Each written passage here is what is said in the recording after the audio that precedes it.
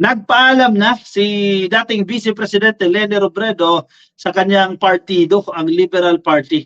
Saan ba pupunta si Leni Robredo? Bakit ito nagpaalam? Kasi ka-coffee, isa siya sa niluluto sana.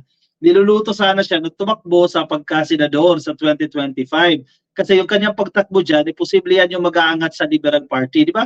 Ligwak ganun Bagsak ang Liberal Party, ka-coffee. Sirang-sira ang papel ng Liberal Party noong panahon lalo ni Digong. So parang makabangon sila, kinakailangan nilang magpalakas sa 2025. Kumbaga marami silang maipanalo na mga congressman at mga senador para madagdagan yung bilang nila dyan sa Kongreso. Pero yung isa nilang matibay na panlaban, si Amy Marcos, si Leni Robredo, parehas kasi magkatunog, parehas kasi ng four-letter word Si Leni Robredo, isa yan sa matibay na contender sana ng Liberal Party, pero iniwan niya na ka-coffee ang ambisyon na yan o pangarap na yan ng Liberal Party na makabalik sa Senado, ka-coffee, makatuntong sa Senado since never pa naman siya naging senador. Makatuntong sa Senado itong si Leni Robredo, nagpaalam na siya. Saan siya pupunta? To the moon, brum-brum daw. Kasi ang chismis, ito chismis naman to verified ka-coffee mga bali-balita lang yan Siya daw magiging kalihim ng Department of Education, papalit daw po kay VP Inday Sara.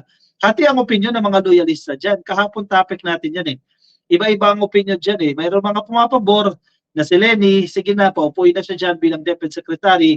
May mga loyalista din naman na ayaw sa desisyon na yan, if ever man totoo yan, ayaw nila na pumasok sa gabinete ni PBBM at maging leader ng DepEd itong si Amy Marcos. So hati, ka-coffee, sa totoo lang, hati ang opinion ng taong bayan dyan.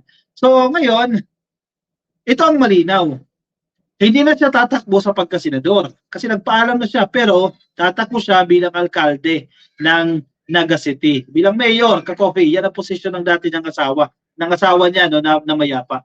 Sabi sa balitang ito ng Inquirer.net, Robredo says running for senator already out of her option. So parang ka-coffee, parang na-break niya dito ka-coffee, parang binasted niya dito ang Liberal Party na kung pasensya na kayo, kung kayo ay nangangarap na ako ay magiging major contender nyo para sa pagka-senador sa 2025, hindi na po muna mangyayari yan, ka-coffee. Ayan, hindi na po siya tatakbo sa pagka-senador. Yan po ay malinaw. Saan pupunta si ate mo?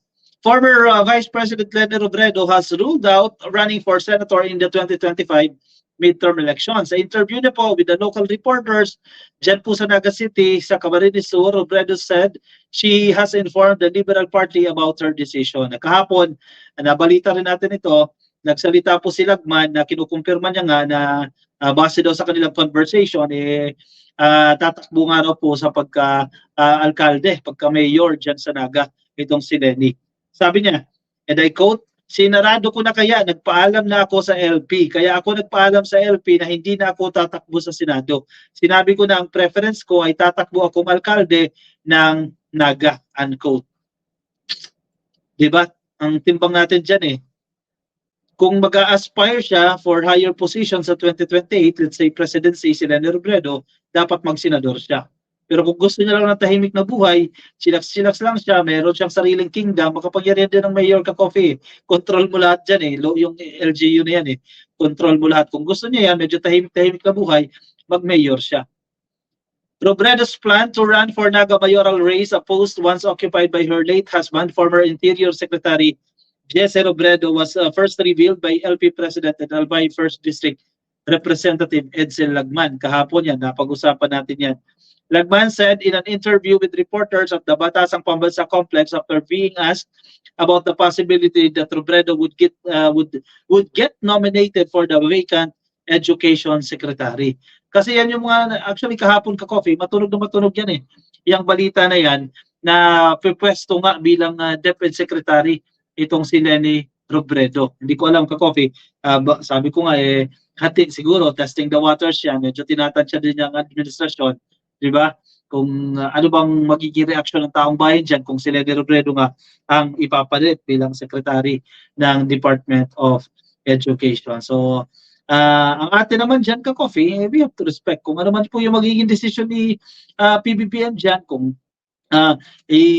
i-elect niya yan o kunya i-appoint niya yan bilang kalihim ng DepEd, wala tayong magagawa dyan. We have to respect the decision of the President. Kasi nga, tulad ng sinasabi ko, ano na yan, ka-coffee, dumaan yan sa vetting process. Sinuri nila yan kung ano yung nag-cost, anong tawag natin dyan?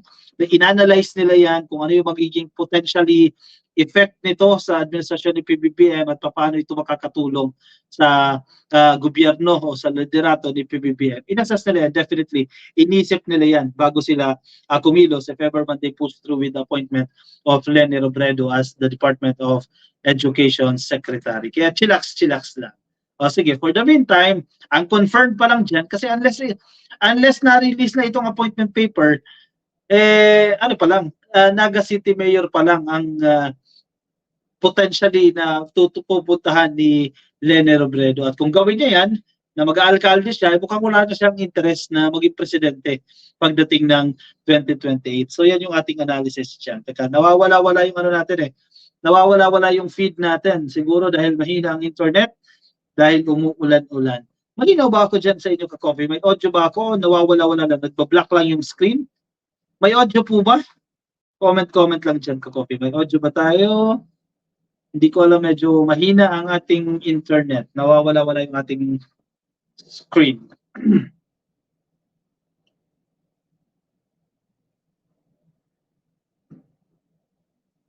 Ayan, bumalik na. Thank you.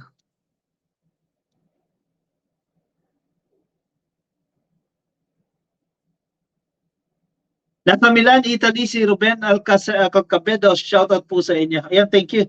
Villar Bero, ayan, meron daw po tayong audio. Joey Lisaka, kay Zinaida Lagua, watching din po sa atin sa Facebook, kay Leonardo Tigas at kay Jerry Cuelo, happy viewing po sa inyo. Henry Idon, shoutout po sa inyo. Kay Cindy Iwaasa, nakikinig din po sa atin. Of course, kay Ma'am Nilda Galvez, baka tumakbo sa pagka-mayor si Butangera sa Davao.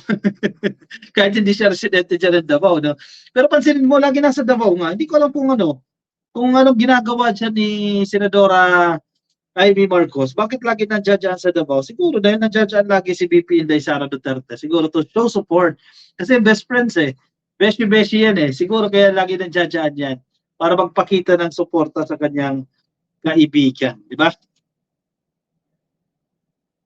Conrad Rualizo, shoutout po sa inyo. Kay Mike Panaligan, kay Jackie Britos, good evening po sa inyo na sa Facebook. Kay Arnold Tablang, good evening ka-coffee. Thank you for tuning in. Medyo nawawala-wala lang yung ating internet ka-coffee. Pasensya na, basta malinaw naman siguro yung audio natin. No? Yung video lang nawawala at napuputol-putol. Ma'am Minerva Stork, tingin ko kay Amy, siya ay umaasa din na bibigyan ng pwesto sa gabinete. Senador na siya, di ba? Bakit pa siya mag-a-aspire ng position dyan? Kung hindi siya manalo, ngayong 2025 senatorial elections, I think, posible hindi nga siya manalo. No? Yan, pwede siya umirit ng position dyan. Pero currently, actually, pangit na kung bibigyan siya ng position pangit sa imahe ni PBBM yan Di ba? O, chillax ka lang. Hindi yung binabanatan yung administrasyon ng kapatid mo. Yes, may pagkukulang.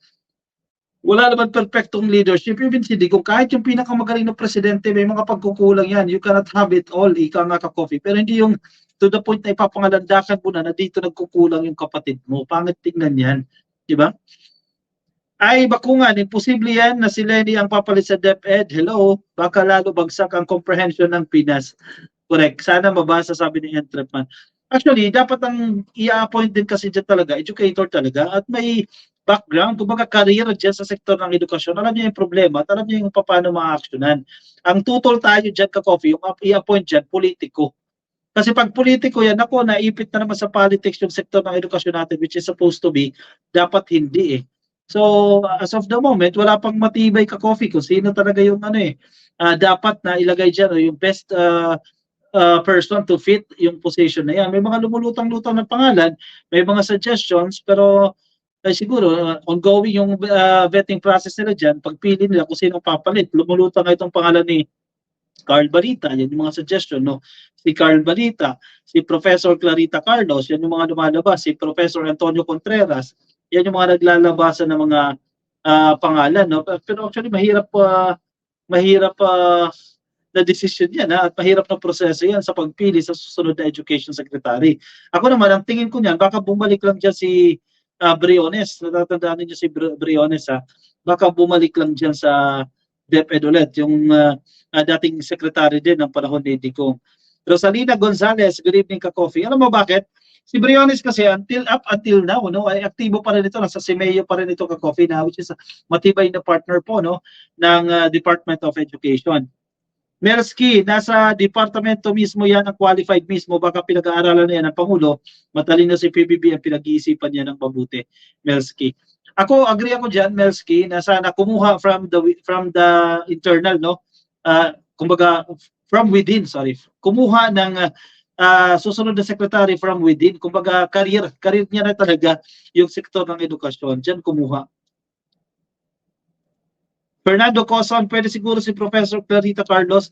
Pero ang challenge kasi kay Professor Clarita Carlos, yung old age niya.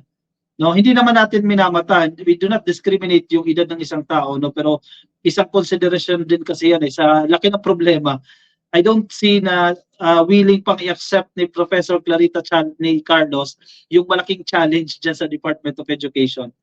Presilita Escueta, good evening sir, ka-coffee, hello sa inyo. Kay Marlene Valencia, sana yung i-appoint sa DepEd, yung kayang magresolba ng mga problema sa public school. Actually, malaking problema din talaga yan, ka-coffee. Mikenzoli, I think ka-coffee, kukuha siya galing from traditional opposition. Potentially, pwede, no? Magpa-fluctuate ang connection mo, ka-coffee, sabi ng Tripman. Yun nga po eh. Jerome Ricalde, good evening, ka-coffee.